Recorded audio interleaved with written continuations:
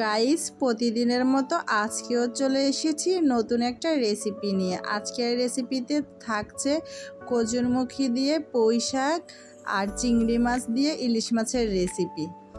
এইখানে দেখতে পাচ্ছেন আমি পুঁই শাকটা আর কচুরমুখী চিংড়ি মাছটা সম্পূর্ণ ভালো করে ধুয়ে পরিষ্কার করে নিয়েছি।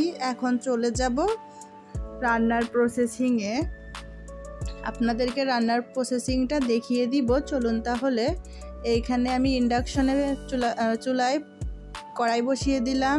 পেঁয়াজ, রসুন, ধনিয়া গুঁড়া, জিরা গুঁড়া, হলুদ গুঁড়া, মরিচ গুঁড়া, লবণ, তেল দিয়ে ভালো করে মশলাটাকে কষিয়ে নিলাম। নিয়ে এখন আমি মাছ আর পুঁই শাক, কচুরমুখী সব একসাথে দিয়ে ভালো করে মশলার সাথে একসাথেই কষিয়ে নিব।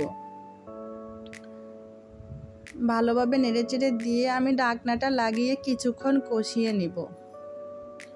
যারা আমার চ্যানেলের ভিডিওগুলো দেখেন তাদেরকে অসংখ্য ধন্যবাদ। লাইক, কমেন্ট, শেয়ার করে পাশে থাকবেন। চ্যানেলটা সাবস্ক্রাইব করবেন। নতুন নতুন ভিডিও দেখতে আমার চ্যানেলে কমেন্ট করে জানাবেন। কষানো হয়ে গেছে, এখন আমি ঢাকনাটা উঠিয়ে ঝোলের পানি দিয়ে দিলাম। দিয়ে আমি আবার ঢাকনাটা লাগিয়ে সম্পূর্ণ রান্নাটা করে নিব।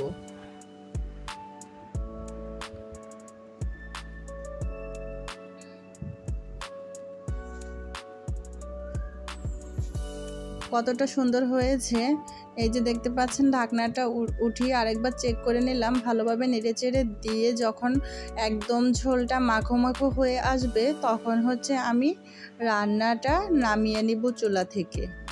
নিয়ে একটা প্লেটে, একটা বাটিতে পরিবেশন করে নিব। আমার রান্নাটা কমপ্লিট হয়ে গেছে, এখন আমি নামিয়ে নিব। আপনারা যদি এমন করে কচুরমুখী আর পুঁই শাক দিয়ে রান্না করেন ইলিশ মাছ আর চিংড়ি